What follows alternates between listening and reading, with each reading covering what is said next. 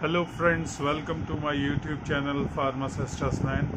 आज हम डिस्कस करेंगे डेक्स ऑरेंज के बारे में।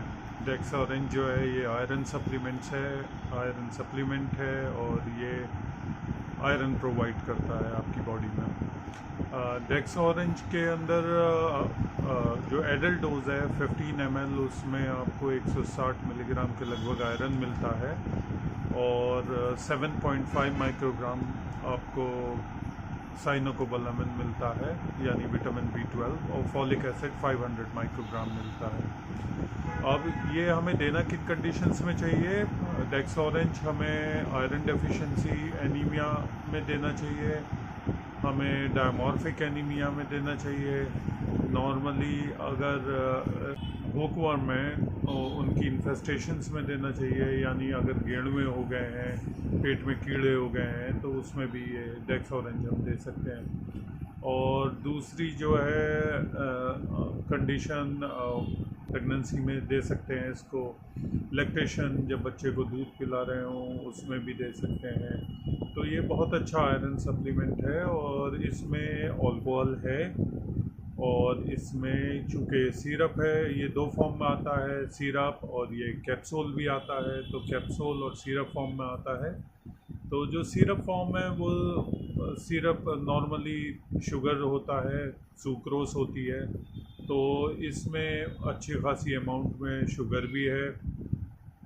तो आपको, अगर आप शुगर पेशेंट हैं तो आपको अवॉइड करना चाहिए, डेक्स ऑरेंज सिरप नहीं पीना चाहिए क्योंकि वो आपकी शुगर कंटेंट बढ़ाएगा। ये सिरप है, खाली डेक्स ऑरेंज नहीं, कोई भी सिरप आपको नहीं पीना चाहिए। सिरप का मतलब ही शुगर ही बेस होता है। और अल्कोहल को अगर आप अवॉइड करते हैं तो हर 15 ml में लगभग 1 ml जो होती है वो अल्कोहल भी है इसमें, प्योर अल्कोहल। तो ये सारे वो हैं। अब इनको किन दवाइयों के साथ नहीं खाना चाहिए?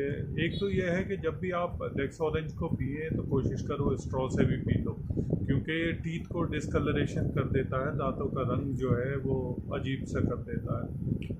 और दूसरी चीज़ ये है कि अगर कोई कैल्शियम या मैग्नीशियम एंटासिड ले रहे हैं आप, तो उसके साथ बचना चाहिए। कार्बोनेट्स, ऑक्सैलेट्स, फॉस्फेट्स, उनसे भी बचना चाहिए अगर उनको साथ में ले रहे हैं, क्योंकि वो इसका एब्जॉर्प्शन घटा देते हैं आयरन का। और अगर आप टेट्रासाइक्लिन्स के साथ आयरन ले रहे हैं तो वो टेट्रासाइक्लिन के एब्जॉर्प्शन को ख़राब कर देंगे, इसलिए इसको टेट्रासाइक्लिन्स के साथ भी नहीं लेना चाहिए।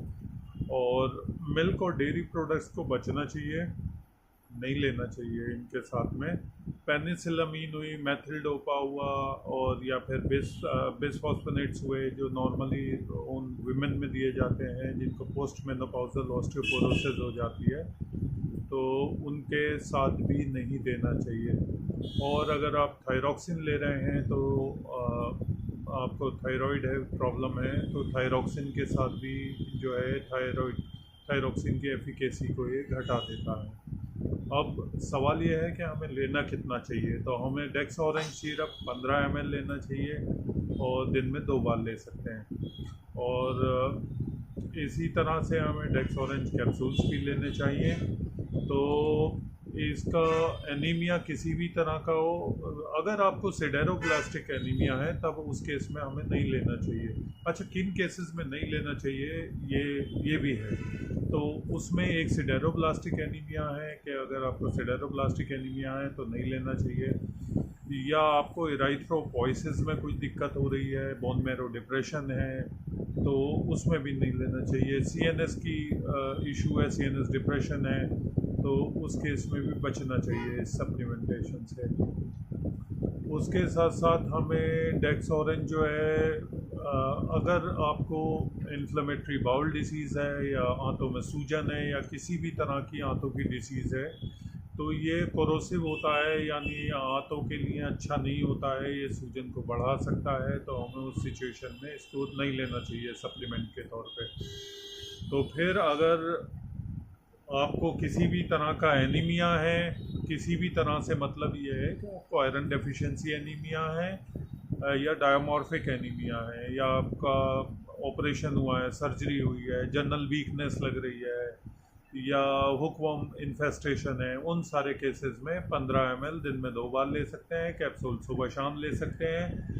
होपफुली आपको ये वीडियो बहुत इन्फॉर्मेटिव लगी हो, पसंद आई हो। तो अगर आपको ये इन्फॉर्मेशन पसंद आई, इसी तरह की इन्फॉर्मेटिव वीडियोस के लिए सब्सक्राइब करें मेरा चैनल हसनैन फार्मासिस्ट, और मैं इसी तरह की वीडियो आपको बनाता रहूँगा। Thank you so much. मेरे अगले वीडियो का वेट करें, कुछ और इन्फॉर्मेशन के साथ मैं आऊँगा। तब तक के लिए हैव अ ग्रेट डे।